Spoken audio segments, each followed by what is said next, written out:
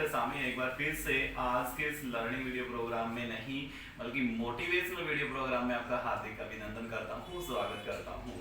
और आशा करता हूँ कि मतलब ये जो वीडियो है ये आपके लिए काफ़ी इम्प्रेसिव रहेगा। डियर लीडर, एक्चुअली में सबसे पहली चीज़ मेरी तरफ से उन सभी लीडर्स को जिन्होंने अभी सिमला टूर क्वालिफाई किया है, जिन लीडर्स के हमारे सामने नाम आए हैं जैसे कि सतबीर सर हैं पीएलसी के सुपीरियर लीडर, पुष्पा मैम है, कृष्णा मैम है और प्रदीप सर हैं, गोपाल सर हैं, सरोज बहन जी हैं। सबसे पहली चीज़ तो उन सबको मैं पीएलसी मैनेजमेंट की ओर से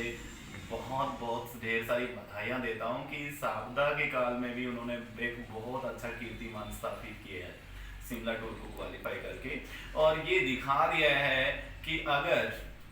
लक्ष्य सामने रख करके कार्य किया जाए तो किसी भी प्रकार की आपदा जो है ना वो बाधा नहीं बन सकती है।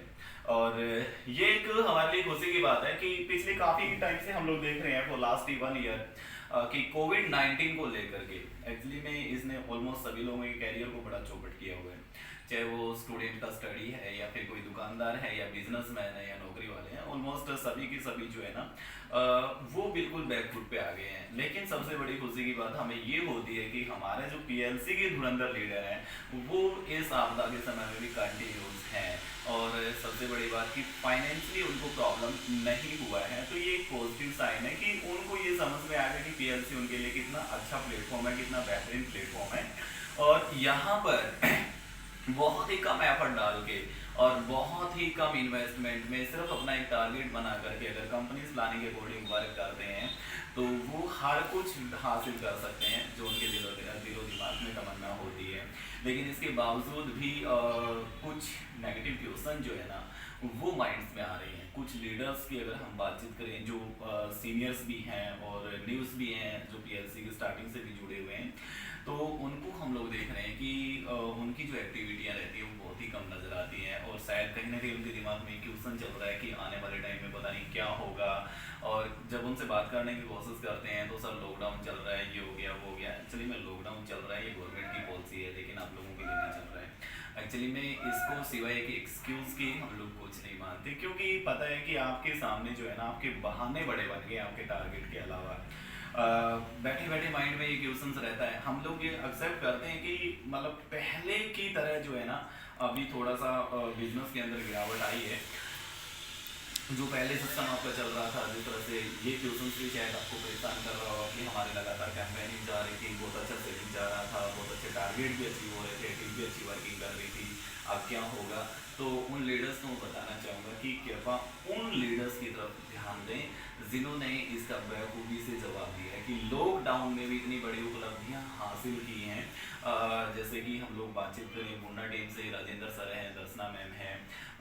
तो उन्होंने दिखा कि लक्ष्य अगर बड़ा होता है तो कोई भी परेशानी उनको परेशान नहीं कर सकती है। और जैसे कि आदमपुर टीम की बात की जाए तो वाह, एक्चुअली में वहाँ की जो स्पॉन्सरशिप है वो काफ़ी काबिल तारीफ है और एक्चुअली में वहाँ की जो टीम है आशा करते हैं, उम्मीद करते हैं कि आने वाले टाइम में सबसे ज़्यादा अगर वो इसी दौर पे चलते रहे और लर्निंग के ऊपर उन्होंने फोकस किया तो सबसे ज़्यादा रिवार्ड विनर भी वो रहेंगे और उनमें से हर एक लीडर्स जो है ना अपने गोल की ओर अग्रसर होगा। लेकिन जो लोग मायूस चल रहे हैं, जो इसको एक एक्सक्यूज़ मान के बैठ गए हैं या साइलेंट हो गए हैं कि मतलब लॉकडाउन की वजह से, कोविड-19 की वजह से हमारा जो बिजनेस है वो चौपट हो गया, तो उनके लिए मैं एक बात बताना चाहूँगा कि एक्चुअली में आपने सुना होगा हर अंधेरी काली रात के पीछे ना एक बेहतरीन सवेरा छुपा हुआ होता है और जब तक कोई भी चीज़ टूटती नहीं है ना उससे बगैर टूटे कुछ भी अच्छा पैदा नहीं होता। क्योंकि अगर आपके सामने कोई भी परेशानी आती है और आप उस परेशानी से टूटते हैं तो हर एक टूटी हुई चीज़ के अंदर कला को तराश लेना चाहिए। क्योंकि आपने देखा होगा कि प्रकृति अगर किसी चीज़ को तोड़ती है तो अच्छी चीज़ों के लिए तोड़ती है, अच्छा होने के लिए तोड़ती है, क्योंकि कोई भी बाप नहीं चाहेगा कि उसके संतान का जो है ना बुरा हो। आपने देखा होगा अगर बादल टूटता है तो बारिश होती है, बारिश होती है तो मतलब हम लोग देखते हैं कि चारों ओर हरियाली हरियाली पैदा होती है। जब ज़मीन टूटती है तो बगैर तोड़े ज़मीन से भी हम लोग किसी चीज़ का अंकुरण नहीं कर सकते हैं। और रही बात ये एक छोटी सी आपदा को लेकर के जो लीडर्स नाराज़ होकर बैठे हैं या फिर मायूस होकर के बैठे हैं, तो उनके लिए मैं बताना चाहूँगा जब तक मुसीबतें लाइफ में नहीं आएंगी आप लीडरशिप की कामना नहीं कर सकते और आप सक्सेस की तरफ भी नहीं बढ़ सकते हैं। एक कहावत होती है कि हिम्मतें मरदा मत दे खुदा। एक्चुअली में कहने का इसका भाव अर्थ जो है ना वो बहुत लंबा रहता है, लेकिन आई होप सो कि आप छोटे में ही समझ गए होंगे। और फिर भी अगर हमें लगता है इस प्रॉब्लम को हम बहुत बड़ा मान रहे हैं और इसको दिमाग में लेकर के बैठे हुए हैं, तो मैं आपको आज एक ऐसे शख्स की कहानी आपके सामने शेयर करने जा रहा हूँ कि जिसको सुन करके आप खुद हैरान हो जाएंगे। तो जी हाँ, आप जिस शख्स की कहानी मैं आपके सामने शेयर करने जा रहा हूँ उससे पहले ना आप इमेजिन कीजिए, आप 4 से 5 मिनट के लिए अपनी आंखें बंद कीजिए और सोचिए गहराई से कि एकदम से है ना आपका सब कुछ छूट गया, आप अपने परिवार से भी बहुत दूर चले गए, दूर दूर तक आपको अपना कोई भी नजर नहीं आ रहा है, आपके पास में ना कुछ खाने के लिए ना कुछ पीने के लिए, और चारों ओर अंधेरा ही अंधेरा दिखाई दे रहा है। उसके बाद जब आप आंखें खोलेंगे तो गारंटी देता हूँ आप भगवान का शुक्रिया अदा करेंगे कि वो सिर्फ मात्र आपकी कल्पना थी। लेकिन अगर रियल में ऐसा हो जाए तो आई थिंक जो लोग इस छोटी सी आपदा को देख करके मायूस हो रहे हैं, मेरे ख्याल से इस प्रॉब्लम को सॉल्व नहीं कर पाएंगे। तो जी हाँ, एक्चुअली ये आपने सिर्फ मैंने कल्पना करने के लिए बोला था। आप क्या मानते हैं कि वाक्य में किसी व्यक्ति की लाइफ में रियल में भी हुआ होगा? जी हाँ, बिल्कुल हुआ है। आज मैं आपको बताने जा रहा हूँ एक ऐसे शख्स के बारे में जो कि एक छोटे से लेवल का कार्य करता था बेचारा अपना गुजर बसर करने के लिए, और सिर्फ मछलियां पकड़ने का उसका काम था। और जी हाँ, वो व्यक्ति, आपने 5 मिनट की कल्पना में सिर्फ इतना डरावना सीन देखा, इतना कुछ रियलाइज हुआ, लेकिन वो व्यक्ति जो है ना रियल में ऐसा 438 दिन तक एक ऐसी जगह पे रहा, एक मतलब जहाँ पे ना उसके परिवार की कोई खबर है, ना दूर दूर लोगों से कुछ दिखाई दे रहा है, चारों ओर मतलब सिर्फ अंधेरा ही अंधेरा, ना कुछ खाने के लिए और ना कुछ पीने के लिए। मतलब उस व्यक्ति ने जिंदगी में कभी इमेजिन नहीं किया होगा कि उनके साथ में भी ऐसा हो सकता है। और जिस शख्स की कहानी के बारे में हम बातचीत करने जा रहे हैं, तो जोस जोस साल्वाडोर अल्वागोरिया इसका जो नाम है, क्योंकि ये एक मैक्सिको का व्यक्ति है और वहाँ के लोगों के जो नाम होते हैं वो काफ़ी लॉन्ग होते हैं, तो एक्चुअली में शॉर्ट नेम में हम उसको जोस ही बोलते हैं, जिसका पूरा नाम था जोस साल्वाडोर अल्वारेंगा। एक्चुअली में ये व्यक्ति मछलियां पकड़ने के लिए एक दिन जो है ना अपने घर से निकला था, और तारीख थी 17 नवंबर 2012। इस तारीख को ये व्यक्ति अपने घर से निकला और उस दिन उसका स्पेशली प्लान था कि उसने ब्लैक शिप्स को पकड़ना है, इनकी कीमत मार्केट में कुछ ज्यादा ही होती है, और उसके साथ में एक और शख्स गया हुआ था उसका साथ देने के लिए। और वो इतना माहिर नहीं था जितना जोस मछलियां पकड़ने में माहिर था, लेकिन वो उसके साथ में रह करके सीख रहा था। उसने कल्पना भी नहीं की थी कि वो जिस इरादे के लिए जा रहा है वो अपने इरादे पे अटल था, जिस मंशा के लिए जा रहा है लगभग उसके अकॉर्डिंग जो वो व्यक्ति बताता है, तो ये लगभग सुबह से लेकर सिर्फ शाम तक का ये टूर था कि हम शाम को वापस आ जाएंगे। लेकिन जैसे ही वो समुद्र में निकला, गहरे पानी में गया अपनी नाव को लेकर के, तो एक बाहरी भरकम तूफान जो है ना वो उसके साथ भाग करके ले जाता है, और जो जिस सेंट्रल पॉइंट से, जिस केंद्र बिंदु से उसने एंट्री किया था, लगभग वहां से 10,000 किलोमीटर की दूरी पर वो व्यक्ति चला जाता है, और जो रेडियोस वगैरह था वो भी डैमेज हो गया था किसी की हेल्प लेने के लिए, वहां से उसका संपर्क नहीं हो पा रहा था। अब उस भारी भरकम तूफान में उस व्यक्ति के सामने इतनी बड़ी मुसीबत आके खड़ी होगी कि उसने जितनी भी मछलियां पकड़ी हुई थी, लगभग 500 केजी के आसपास उसने मछलियां पकड़ी हुई थी, अपनी बोट का वजन हल्का करने के लिए वो मछलियां उसे वापस समुद्र में फेंकनी पड़ी। अब उस व्यक्ति के पास में ना कुछ खाने के लिए था, ना कुछ पीने के लिए था, और ना दूर दूर तक उसे कुछ दिखाई दे रहा था।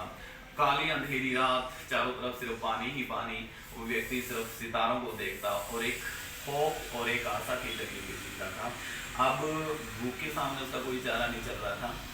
तो उसने अपने हाथों से समुद्र में मछलियां और कछुए पकड़ना शुरू किया, और मजबूरन उनका कच्चा मांस अपना पेट, अपनी भूख मिटाने के लिए उसको यूज करना पड़ा। लेकिन 4 महीने बाद उसके जो साथ वाला व्यक्ति था उसने वो कच्चा मांस खाने से उसको मना कर दिया, तो धीरे धीरे वो साथ वाला व्यक्ति था वो भी मतलब भूख की वजह से मर गया। आप जरा सोचिए, हमारे साथ में जो भी व्यक्ति बचा हुआ ऐसी मुसीबत में हम फंसे हुए हैं, और जो साथ वाला व्यक्ति उसके साथ में भी ऐसा इंसिडेंट हो जाए, तो आई थिंक बच पाने की कोई संभावना नहीं होती और हम पूरी तरह से टूट करके चकनाचूर हो जाते हैं। बट उस व्यक्ति ने, यानी कि वो जो जोस अल्वारेंगा नाम का व्यक्ति था, उसने हार नहीं मानी। एक्चुअली में वो अपने भगवान के भरोसे, अपने जुनून के भरोसे और अपनी आशाओं के भरोसे भी जीता रहा। यानी नौबत यहाँ तक आ गई कि कुछ टाइम तक उसने पीने के लिए बारिश के पानी का यूज किया, क्योंकि हम सब जानते हैं समुद्र का पानी जो होता है वो पीने लायक नहीं होता। लास्ट में नौबत यहाँ तक आ गई थी कि अपनी प्यास बुझाने के लिए उसे अपने बाथरूम तक का इस्तेमाल करना पड़ा। करते करते करते करते 438 दिन बाद जो है ना उसको किसी किनारे का जो नजरिया दिखाई दिया, तो वो वहां पे पहुंचा और वहां के जो स्थानीय लोग थे वो उसको अपने घरों में लेकर गए। जब उन्होंने उसका ट्रीटमेंट किया, जब उसकी हिस्ट्रीज वगैरह को जाना गया, उसने जो एड्रेस बताया वहाँ की मैक्सिको की पुलिस को कॉल किया गया। तो जैसे ही पुलिस वहाँ पे पहुंची तो पुलिस ने देखा कि उनके पाँव जो है ना वो पूरी तरह से सूखे हुए थे और उनके जो बाल थे वो उनका सेप ऐसा बन गया था कि जैसे झाड़ियाँ बनी हुई होती है। हालांकि एक बार उनको लगा था कि शायद इनके साथ में किसी ने बर्बरता की है, शायद इनके साथ में कुछ हादसा हुआ है, लेकिन जब उसने अपनी स्टोरीज को शेयर किया कि मेरे साथ में ये प्रॉब्लम्स हुई और ये इंसिडेंट मेरे साथ हुआ, तो सभी सुनकर के हैरान थे। तो जैसे वो व्यक्ति अपने घर पे पहुंचा तो वो घर वालों की जो आंखें हैं ना खुली की खुली रहेगी, क्योंकि उसकी फैमिली वाले मान चुके थे कि अब जो वापस आने वाला नहीं है वो मर गया होगा। और ये सब देख करके वो सारे के सारे हैरान थे। तो डियर फ्रेंड्स, मुझे नहीं लगता कि जो व्यक्ति जो है ना जिसके हौसले जिंदा होते हैं, जिसके मतलब इरादे अटल होते हैं, उन छोटी छोटी मुसीबतों से हार मान करके बैठते हैं। तो इस कहानी से हमें यही प्रेरणा मिलती है कि जो मुसीबतें होती हैं वो हमारी लाइफ का हिस्सा होती हैं। अगर आपने इनके साथ खेलना नहीं सीखा तो आप कभी भी अपनी ज़िंदगी के अंदर लीडर्स नहीं बन सकते और किसी के लिए भी आप प्रेरणा नहीं बन सकते हैं। तो डियर लीडर्स जो मायूस बैठे हुए हैं, मैं उन ऐसे लीडर्स को कहना चाहूँगा कि ये कुछ भी नहीं है।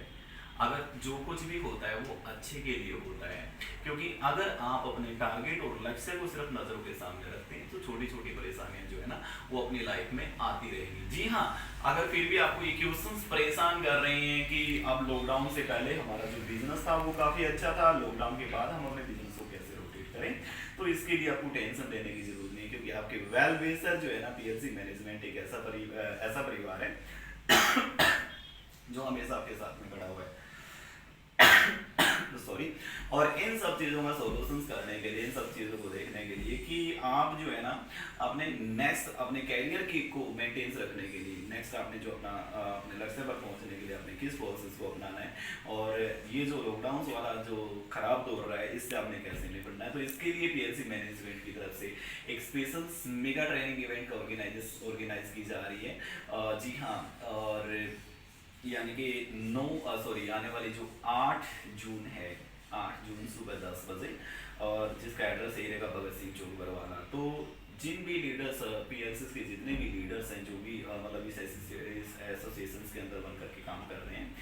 तो आपने आगे की जो पॉलिसी है वो कैसे मेंटेन करनी है, लॉकडाउन वाली आपदाओं से आपने कैसे निपटना, वापस आपने अपने बिजनेस को पहले से भी तेज कैसे करना है, ये सब सीखने के लिए just I welcome you on the 9th of June, timing 10 AM Bhagat Singh चौक बरवाला। तो मिलते हैं 9 तारीख को इस ट्रेनिंग सेशंस के अंदर। तब तक के लिए अपना ख्याल रखिएगा, मस्त रहिए, स्वस्थ रहिए और अपने परिवार का ख्याल रखिएगा। So thanks PLC, good PLC.